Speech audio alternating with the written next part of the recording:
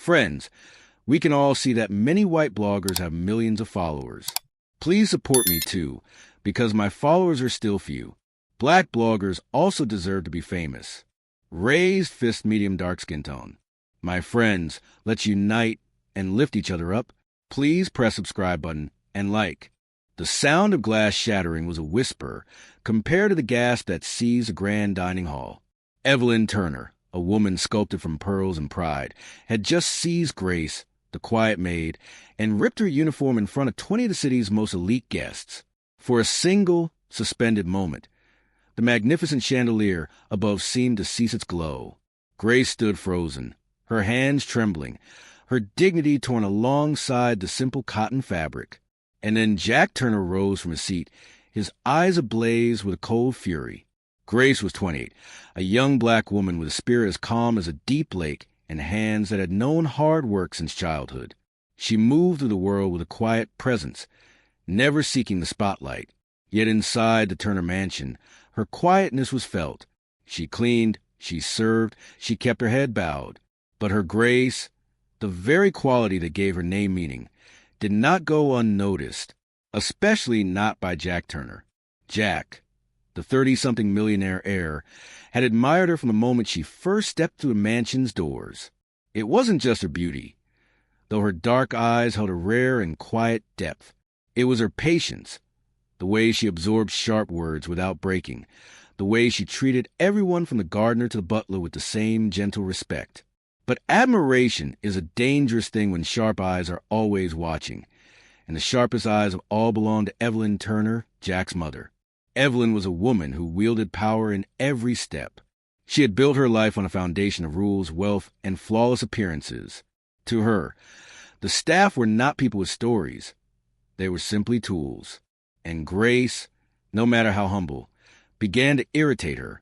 "Don't walk so loudly in the halls," Evelyn had snapped one morning, though Grace's footsteps had been as light as air. Another time, when Jack complimented the table arrangement, Evelyn had cut in sharply. It was a florist's work, not the maid's. Grace always bowed her head, answering softly, "Yes, ma'am."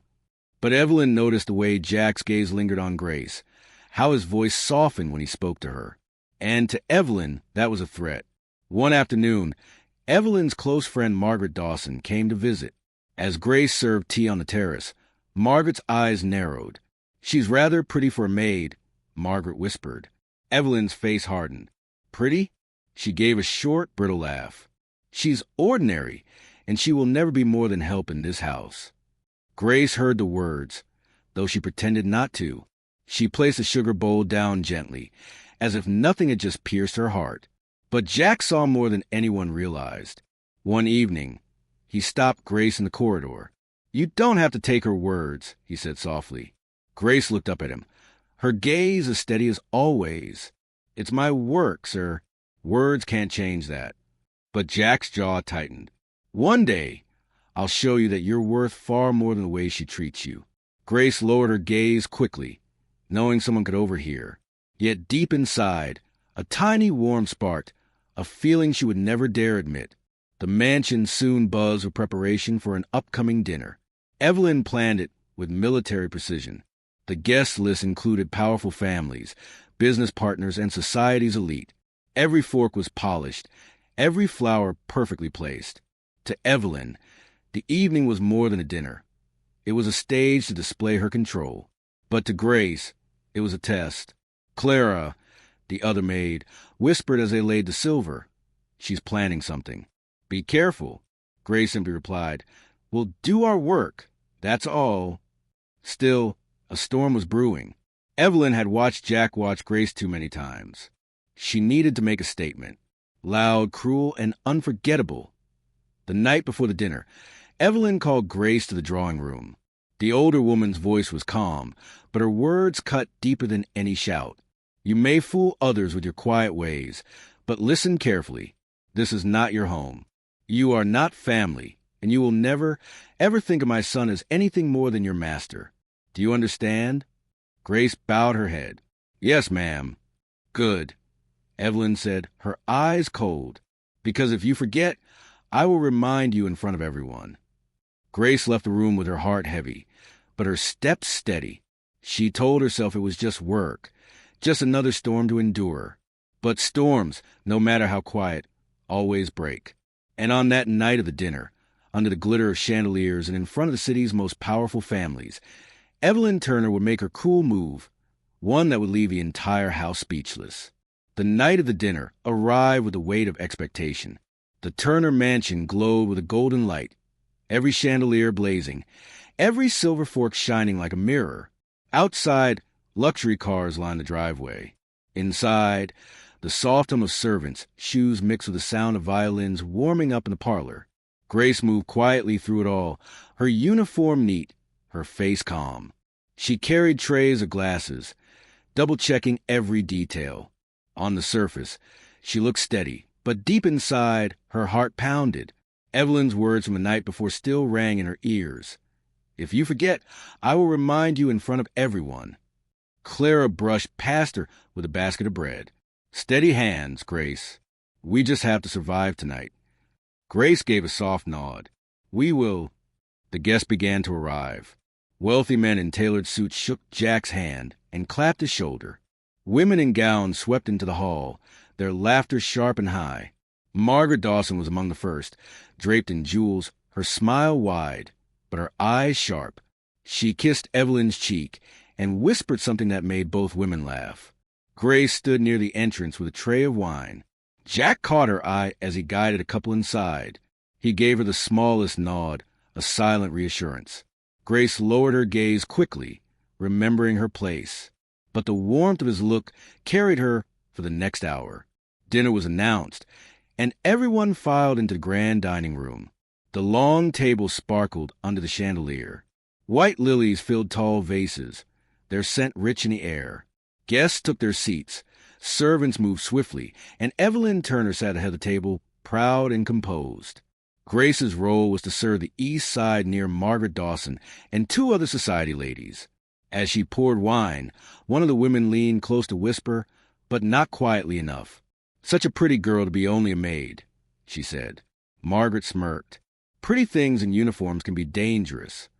Evelyn's lips curved into a cold smile. She heard and did not correct them. Instead, her eyes cut across the table to Jack. He was watching Grace again. The first courses went smoothly. Grace carried trays, Clara passed bread, and Mr. Harris directed the rhythm like a conductor. But a heavy tension grew with each passing glance. Evelyn noticed how Jack thanked Grace every time she poured near him. She noticed how his eyes softened whenever she bowed slightly, how his jaw tightened whenever someone mocked the staff. By the second course, Evelyn's patience had thinned. She leaned toward Margaret. "Watch this," she whispered. Margaret raised her brows, but said nothing. It happened in the middle of the main course. Grace stepped forward to serve a dish near Evelyn. Her hands were steady, her steps measured, but Evelyn's voice sliced through the air. "Stop." The room hushed. Every guest turned. "Bring her closer," Evelyn said to no one in particular. Grace froze, unsure, then moved nearer to Evelyn's chair. The older woman's eyes were sharp as knives. 2 years in my house, and you cannot walk properly with a tray. Look at the way you stand, like you belong here." Grace's heart raced, but she whispered, "I'm sorry, ma'am." Evelyn's hand shot out, gripping Grace's arm. Gasps rippled through the table. "You think because my son is polite to you, that you are more than what you are. You are nothing but a maid." Before Grace could react, Evelyn yanked hard at the front of her uniform. Fabric tore. The sound was as sharp as thunder in the silence. Grace staggered back, clutching herself. The tray nearly slipped. The entire room froze. Forks suspended. Mouths open. Gasps and murmurs filled the air. Margaret Dawson's hand flew to her pearls. "Evelyn," she whispered, half shocked, half delighted. Grace's face burned. Tears stung her eyes, but she held them back. Her chest rose and fell with the force of her breath. All she wanted was to disappear, to sink through the floor. And then Jack's chair scraped loudly against the marble. He rose slowly, every eye turning to him. His face was calm, but his eyes blazed with fury. He took off his jacket and draped it gently over Grace's shoulders, shielding her torn uniform. His hand lingered protectively, steadying her trembling arms. "Mother," Jack said, his voice low but filled with steel. That was enough. The silence deepened. Evelyn's lips parted in disbelief. "You humiliated her in front of everyone," Jack continued. "Not because she failed her work, but because you despise her presence. You went too far." Evelyn tried to cut in, but he raised a hand. "No. Tonight, you've shown everyone in this room that cruelty, not class, rules your table. But not mine." Gasps spread across the guests. Some nodded faintly. Others looked down, embarrassed. Grace stood frozen, tears finally breaking free. But Jack's jacket shielded her. His words rang in her ears like a promise. Evelyn's face turned pale, her pride wounded deeper than she could cover. "You would defend her over your own family?" she hissed. Jack's reply was simple. "I am defending what is right. That is what family should stand for." The table fell utterly silent. Guests exchanged uneasy glances, unsure whether to speak or eat. Margaret Dawson cleared her throat, forcing a laugh that sounded brittle. "Well, what a passionate house. Perhaps we should enjoy dessert." But no one moved. The dinner had turned into something else entirely, a reckoning. Grace lowered her head, her voice barely a whisper. "Thank you, sir." Jack glanced down at her and said firmly, "You don't need to thank me for being treated as human." The word struck deeper than any insult Evelyn had thrown. Grace's tears flowed freely now, not of shame, but of release. The rest of the night passed in a haze. Guests excused themselves early. Conversations were hushed, footsteps awkward. The chandelier still glittered. The lilies still perfumed the air. But the mansion no longer felt proud. In the servants' corridor later, Clara squeezed Grace's hand. "You stood tall," she said softly. Grace shook her head. "I only stood because he did." But in her heart, she knew something had shifted forever. Jack had seen her pain, and he had chosen to stand against his own mother for her. And while the house lay in silence, Evelyn Turner sat alone in the grand hall, her pearls still shining, her pride cracked. She had tried to tear Maid down in front of everyone. Instead, she had exposed the strength of her son's heart, and the whole house, every guest, every servant, was left speechless. The Turner mansion had never felt so heavy. The night after the dinner, silence spread across every hallway like a shadow. Even the staff, usually busy with laughter and whispers in the servants' quarters, spoke in hushed tones. Everyone had witnessed the moment Evelyn Turner ripped Grace's uniform. Everyone had seen Jack defend her. It was the kind of scene that could not be erased from memory. Grace sat alone in the small staff room, her head bowed, her fingers tracing the edge of Jack's jacket, still draped around her shoulders. She hadn't yet returned it. The cloth smelled faintly of his cologne, and though she tried not to let her mind wander, she couldn't stop thinking about the way he stood for her. No one had ever done that before. Clara slipped in quietly and shut the door. "You're still up?" she said. Grace looked up with tired eyes. "Couldn't sleep?" Clara sat beside her. "Do you know what you showed last night? That you are stronger than all of us put together. She wanted to break you in front of them, but you didn't let her see you fall." Grace shook her head. "I almost did, if Jack hadn't." "He did, yes, but you held your ground, Grace. That strength was yours." Grace didn't answer. She wasn't sure if strength was what she felt. What she remembered most was the sting of fabric tearing, the eyes of the guests, the burn of humiliation. The next morning, Jack entered the kitchen where Grace was preparing trays. She froze when she saw him. He didn't wait for formalities. He walked up to her, his voice gentle but firm. "Grace, I'm so sorry for what happened." "You don't need to apologize, sir," she whispered. "It wasn't you, but it was my house, my family." His eyes softened. "It should have been safe for you here." Grace lowered her gaze.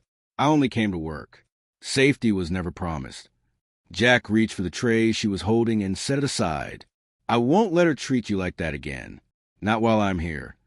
Grace's heart pounded. "Sir, please. If you continue, she'll only get angrier."